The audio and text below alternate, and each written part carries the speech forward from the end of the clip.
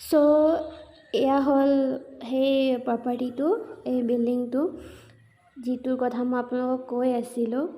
ধুনীয়া এৰিয়া হয়। এতিয়া বলক আমি এন্ট্ৰেন্স কৰোঁ।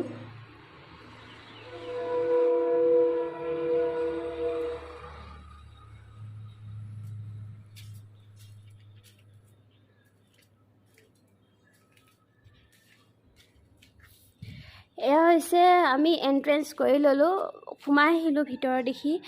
এয়া আপোনালোকে দেখিব পাৰিছে দুটা পাৰ্ট আছে। এইটো মাজত এইটো কৰিডৰ হয় আৰু এইফালে দুটা পাৰ্ট আছে। এইটো এটা পাৰ্ট, সেইটো এটা, মানে ইয়াতে 3টা ৰুম আছে আৰু সেম ইয়াতেও এনেকুৱা 3টা ৰুম আছে। আৰু ইফালে এটা এক্সট্ৰা আছে, 9 ফুটি মানে এক্সট্ৰা আছে এটা। সেইটোতো ধুনীয়া কৰি এটা সৰু সুৰা সব বহিব পাৰিব। এয়া আমি গাঁথনি ষ্টাৰ্ট কৰি দিছোঁ, গাঁথনি কৰিছোঁৱে। এয়া আপোনালোকে দেখিব পাৰিছে, আমি গাঁথনি কৰিছোঁ আৰু মানে মাৰ্কেট চাৰ্কেটৰ কাৰণে বহুতে ভাল হ'ব। আৰু ওচৰতে এইটো মন্দিৰো আছে, আপোনালোকে ধুনীয়া কৰি মন্দিৰো পাই যাব ওচৰতে।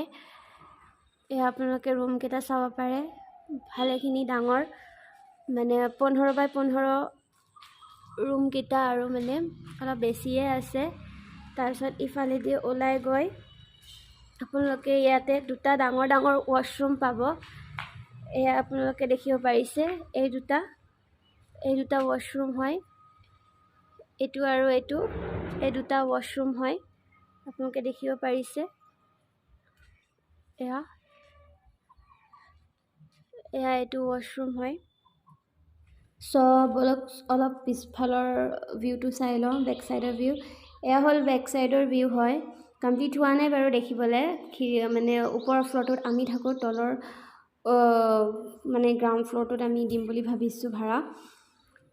যথেষ্ট জেগাও আছে, পাৰ্কিঙৰ এৰিয়াও আছে যথেষ্ট, গতিকে টেনশ্যন ল'ব লগা একো নাই। এতিয়া লাহে কৰি প্লাষ্টাৰ কৰিম বুলি ভাবি আছোঁ আমি। এয়া চাওক, একদম ৰাস্তাৰ সন্মুখতে একদম ই ৰিক্সা, অটো, এভৰিথিং পাই যাব। ইয়াতে বাছো পাই যাব, একদমেই টেনশ্যন নাই। আৰু সৌদিশে ৰেল লাইনৰো ফেচিলিটি আছে।